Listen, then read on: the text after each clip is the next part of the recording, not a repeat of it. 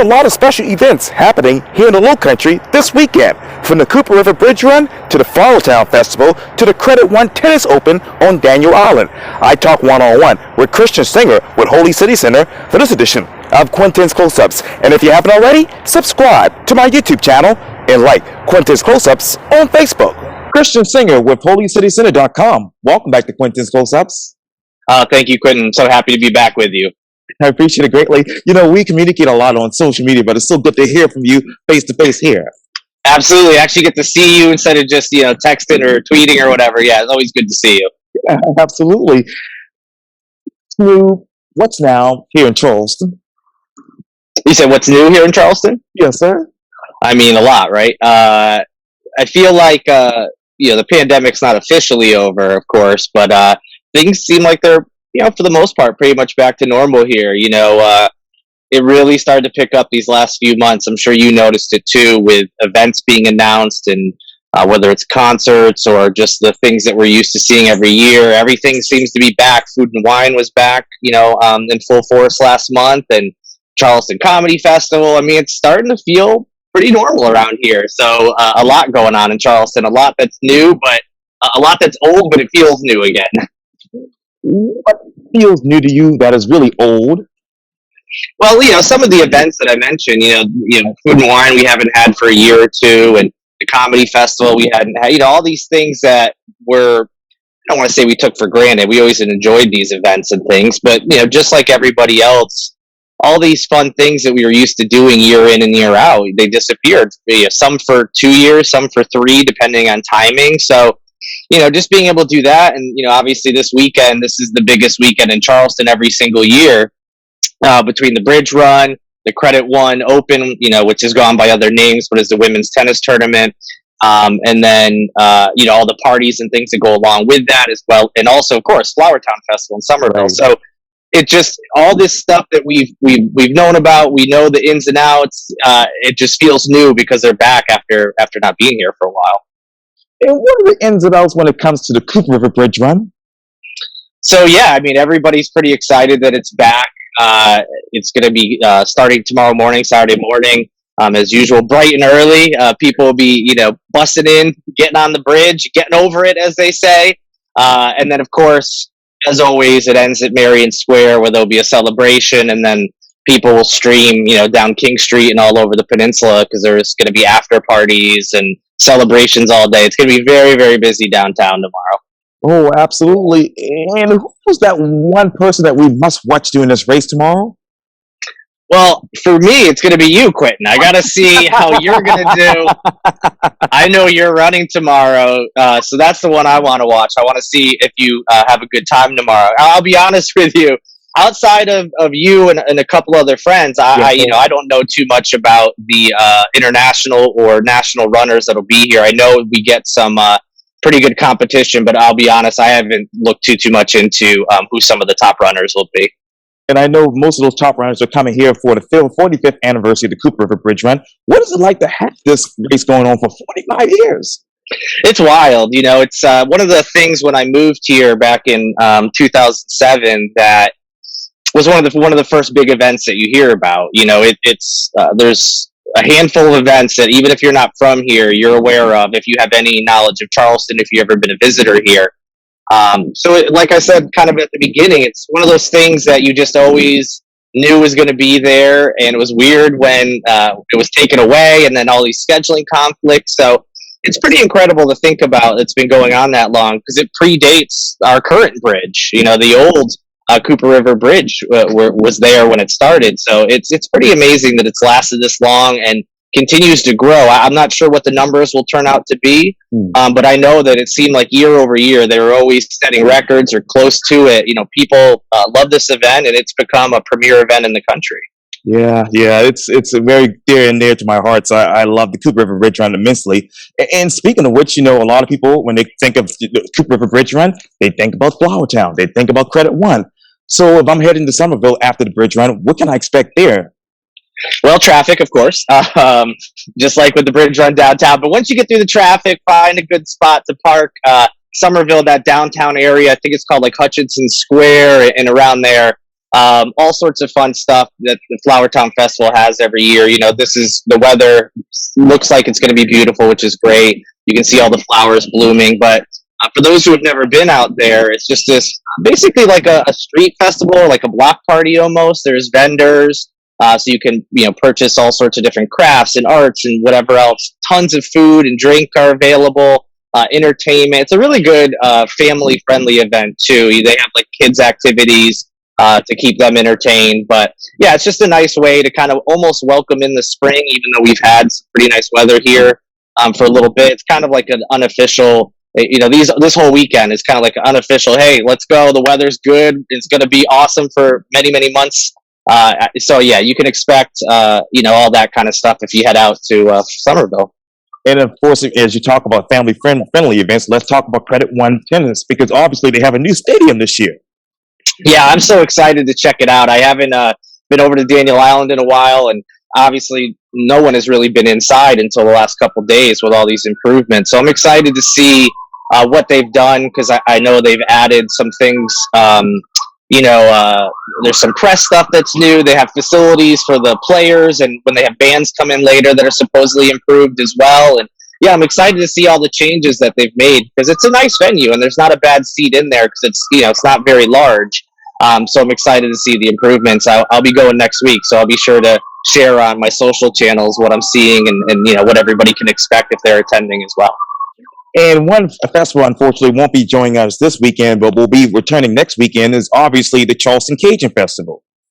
Yes, that's right. Yeah, another awesome yearly event. I've attended a couple times over at the James Island County Park, not far from where I am right now. And yeah, I mean, I love it. Who doesn't love being able to eat some crawfish, some New Orleans and Cajun style food? They also have music. Again, New Orleans style music on a couple stages, vendors as well. They have all sorts of food. Every time I go to that, and I don't know if I'll make it this year, but always enjoy being able to try some crawfish dish or etouffee or some of that other delicious treats that they have at that event. Gator bites. That's right, gator bite. How can I forget the gator bites? Exactly. Also good. Tastes like chicken. Oh, it does. Okay. I'll have to try that one day. And you talk about music. Let's talk about the parties. Where are the parties this week at?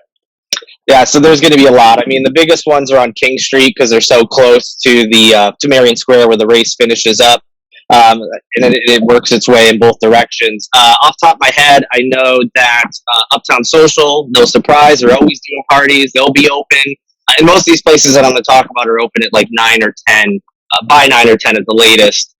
They'll have drink specials. A lot of them will have music. So there's them. My friends over at the Alley will be open as well. Taco Boy is going to have some events going on there. The King Street Dispensary. Kudu actually is welcoming people in. I think they're going to have coffee and drink specials. Some running groups also host events at different venues. So, I mean, those are the places that, off the top of my head, I know we'll be celebrating, and I know there's more that I'm forgetting, but pretty much, if it's a happening place, they'll be open early tomorrow. And what are Holy City Center's tips for the Cooper River Bridge Run to be running? I mean, see, I'm the worst person. My advice would be don't run. But no, I mean, look, from what I do remember from my running days, which are long, long gone, the first thing is get plenty of rest tonight, of course, because you're getting up bright and early. It's a long race. Hydrate. You want to be hydrated. That's big, which is just as important as getting sleep. And try to have fun. It's a pretty unique event. The views, especially when you're on the bridge, are pretty amazing. And being able to run downtown that early in the morning, where there's when you're used to seeing so many people. I mean, granted, there'll be tons of runners and spectators, but it's a different vibe than it would be normally on a Saturday. And then, of course, afterwards, make sure you celebrate. It's an accomplishment. Whether you run, walk, whether you set a personal best, that's pretty incredible. Anybody's running it, my hat is off to you. Celebrate however you see fit, whether it's going out to the parties or going home to relax, getting some breakfast. Just enjoy it and celebrate your accomplishment, especially after, I mean, I know they held one during the pandemic, but this is like the normal event. So just celebrate things being back the way they were. And for those people who like to drink Can they really think about beer during the run? That's probably motivation, right? All right, once I get over this, once I finish this, I can have that drink, I can relax. That's got to be motivation to make it go a little faster. Absolutely. And I'm trying to get the bodega so I can get the chick flick. I love the chicken salad. Yeah. But I got a bodega. Yeah. Yeah. They'll be open. Yep. They're open early all the time because it's, as you just kind of said, it's like a breakfast spot. So yeah, they'll be open as well. And they have some really tasty New York style like bagel sandwiches and things that I highly recommend. And between all of these events, Mr. Senger, how much money will this generate for the Charleston economy? Off the top of my head, I don't remember, but I know it's in the millions, if I remember correctly from past years. And it may be a little less than we've seen pre-pandemic, just because I'm sure people weren't sure if we were even going to have these events when they were announced, and maybe didn't purchase tickets or a registration or anything. So, but I would imagine just seeing how many tourists we've had over the last, 6 months or so, and how busy and like I said earlier, almost completely normal it feels. I'm sure they're still going to bring in a lot of money, which is why so many of those places are open early. They know that they're going to bring in business, and if it's anything like years past, downtown's going to be busy all day long. So yeah, it brings in lots of money. I'd have to look up the total for sure, but this is a big weekend for Charleston for sure. And out of those 3 particular events, which is your personal favorite? Well, I haven't been to the tennis tournament yet. This will be my first year. I'm actually going to do it, so I'm looking forward to that one the most because I've never been before. With my schedule I've had previously, I've never been able to make it work. And since I'm not a runner, Flowertown Festival by default might have to win because it's pretty easy. It's relaxed. I don't like a ton of craziness going on all around me and intensity. Right. So by default, that may win. But I think when it's all said and done, I think the tennis tournament might end up being my favorite because it's such a nice venue. The weather's supposed to be nice. I love sports, even though I don't know a ton about tennis. It'll still be a lot of fun to watch and take in. And like I said, I don't like the bridge run, but when I was a little younger, I did like the bridge run parties. That's for sure. It's hard to keep up now these days. Yeah, I'm not doing that life anymore. So yeah, I think the Flowertown Festival wins by default for me. And on a personal, I just went out to Nexton for the first time last night. A friend of mine dragged me out of bed, and I went there, and I just love Nexton Square. And man, that's amazing up there. That's true, because Somerville has really, really grown over the last few years. I lived out there years ago, and it is so different and so busy now. It seems like a lot of people were moving. They're moving further from Charleston because it was a little bit cheaper to do so. I'm sure that's changing, but yeah, they've grown. Now Somerville, for people who maybe have visited before or lived here and moved, they might be shocked to know that Somerville has that whole Nexton community, which includes they have a Hall's Chop House out there now. They have a Taco Boy out there, if I remember correctly. This Somerville is getting those big names now. They were always pulling in some chains, like national chains here and there, but now they're getting those kind of like regional and Charleston chains out there as well. It's a pretty cool place to go visit and be out there. You don't feel like you're missing out if you go to Somerville. For Flowertown Festival, you're not missing out on the hustle and bustle and the fun of downtown. They got their own stuff going on. Absolutely. And speaking of being shocked, a lot of people have been shocked recently about the latest closures of stores around the downtown area.